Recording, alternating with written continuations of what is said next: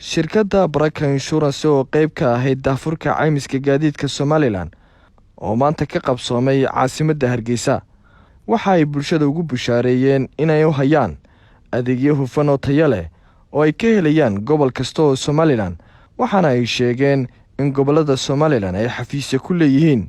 maanta waxaan joognaa daafurka dhinaca saddexaad ee caymiska baabuurta. waxaan ku hadlay magaca shirkadda caymiska ee Baraka Insurance. dawladda waan ugu mahadnaqayaa madaxweynaha iyo gudoomiyaha hay'adda caymiska maadaama ay maanta garteen inay daafuraan adeegan oo dadka wax badan culays fara badan ka dulqaadaya. adeegan la soo kordhiyay waxa weeyaan in dadweynuhu ay dhibaatadii ku iman jirtay xagga gaadiidka oo kale for example oo kale hadduu shilku ku dhaco oo kale halkii ay cuqaashu ka geli jireen oo kale maanta ay shirkaduhu galaan oo adeegii ay qabtaan. tusaale oo kale adeegani muxuu kaga duwan yahay waxa jira laba adeeg baa jira mid wax la yiraahdo conventional insurance mid wax la yiraahdo Islamic insurance. Islaamigu waxa weeyaan in aynu for example oo kale dadku ay lacagta isku soo ururiyaan dabeetana ay meelkooda shubtaan. shirkaduna hay noqdaan maxay hay'adii cayminisay hay'adii adeegaysay ee caymiska adeega qabanaysay ee dadka maxay lacagta soo ururiyay ee meelkooda shubay u adeegaysay weeyaan.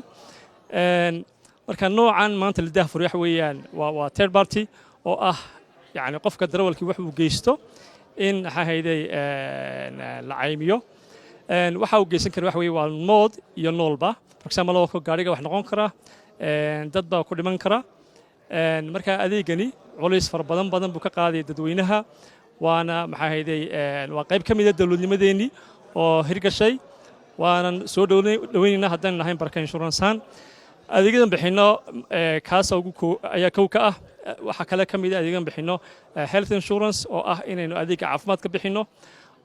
for example oo kale haddii dad group ay soo raacaan oo kale waan caymin karnaa oo caafimaadkooda waan daryeeli karnaa heshiiskuna wuxuu noqon karaa maxay sanadba ugu yar intaan caymino. waxa kale ka mid ah adeegan bixino goods in transit oo ah alaabta for example oo kale degada ka soo baxday magaalo to magaalo gooshaysa inaan caymino.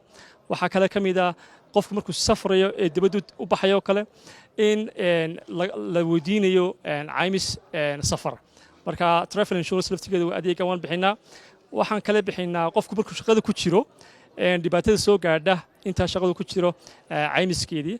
marka adeegyo badan kala duwan bixinaa. marka waan isku soo dhaweynayaa Baraka Insurance